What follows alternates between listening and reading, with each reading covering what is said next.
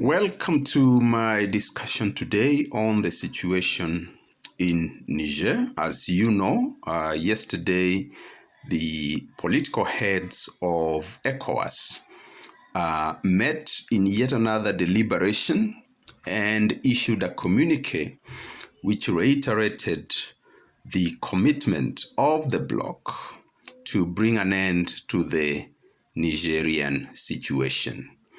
Now, we know that the ECOWAS has, over the last couple of days, really implemented measures which we refer to as coercive diplomacy. They have implemented measures aimed at forcing the junta in Niger to surrender power and to reinstate the democratically elected government. ECOWAS had also given a deadline upon which they were supposed to have intervened militarily. However, that deadline came and went without any action. Yesterday, as part of the communique, ECOWAS made a fundamental decision, which was to activate the standby force. So that is the latest from ECOWAS. And of course, in the past, there have been a string of sanctions that ECOWAS has placed on the junta in Niger. Now, the junta in Niger, on its part, has also made certain moves so as to consolidate its hold on power.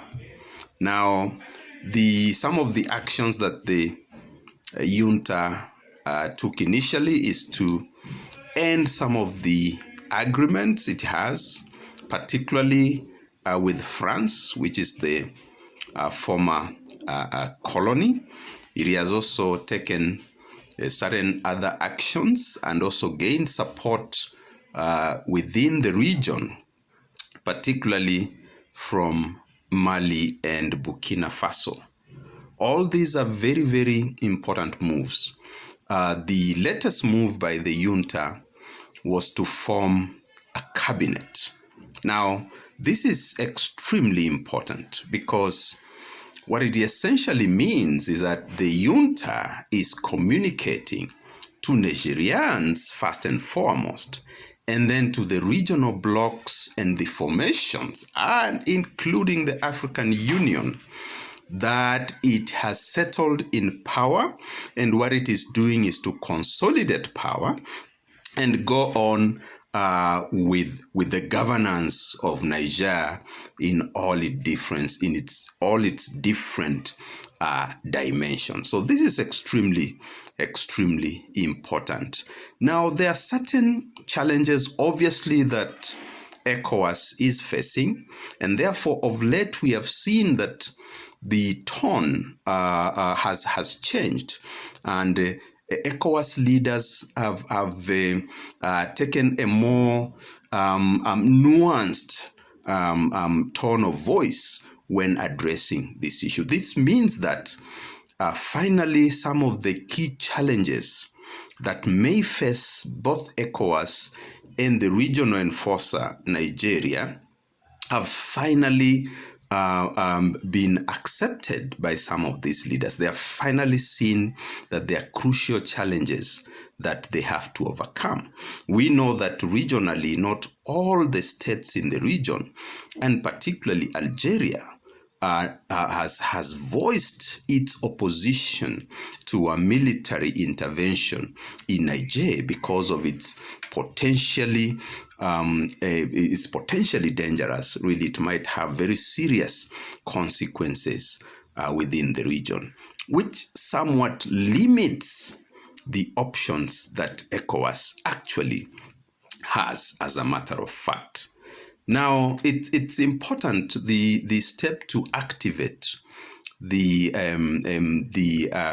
Africa Standby Force is important because this is part of the architecture of peace and security in Africa. And the importance of this is to be found in the mantra of seeking African solutions to African problems.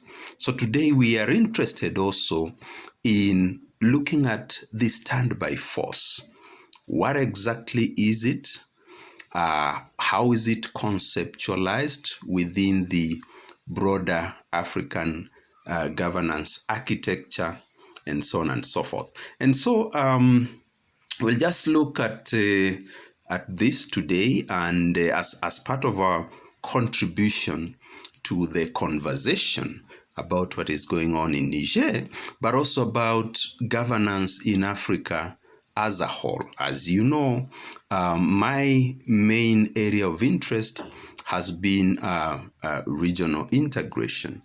And it's good at this point to also point out that ECOWAS, East African Community, SADC, and the other regional economic communities also have a role to play in terms of peace and security in the region.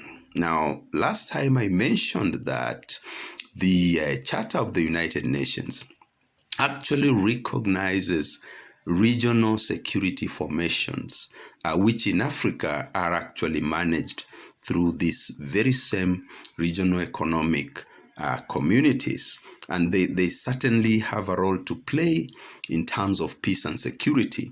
The one controversy that is always lingering is whether they can take action without the authorization of the United Nations Security Council. And that is one of the other challenges that the ECOWAS leaders will also continue to face in this quagmire. Remember that the big powers are there in Niger, and where we are now globally. If you look at the war in Ukraine, if you look at the rise of the BRICS and so on, the politics, the global politics has become rather complicated, and it might not be a given that the United Nations Security Council will authorize an attack on Niger. As we know, the Wagner Group, which plays Russia's geopolitics in the region, is also present within Niger and has actually offered to help the regime to keep power. And therefore, that basically means that you potentially have another proxy war developing within the African region, which may, at the end of the day, bring Russia and the United States to a direct confrontation. So that is how complicated this situation is, and is bound to become as we move forward. But in the meantime, let's look at what the Africa Standby Force really is. And it is described here as an international, continental African, multidisciplinary peacekeeping force with military, police, and civilian contingencies or contingents that acts under the direction of the African Union.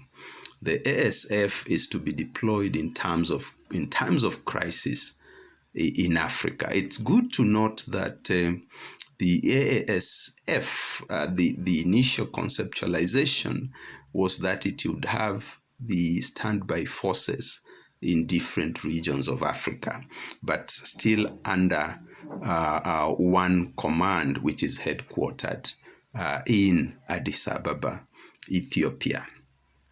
Now, I talked about the mantra of African solutions to African problems. Now, if you remember our discussion earlier on, we had talked about the African governance architecture, which is at the broad level, and which now sort of governs a lot of the relationships within the continent. So it's very important that we reiterate that because all the thinking around the security issues in Africa are now governed under that broad umbrella. Now, beneath or just below the Africa governance architecture, we also have the African peace and security architecture. And so the idea of a standby force then is structurally placed within the African peace and security architecture. Now, this is Africa's way of dealing with conflict, because conflicts in Africa have been a key concern in terms of making it difficult for the continent to take off economically and to be able to manage its resources, its relations, and so on and so forth. So we are very, very thankful for listening to us today, and we shall continue to monitor the situation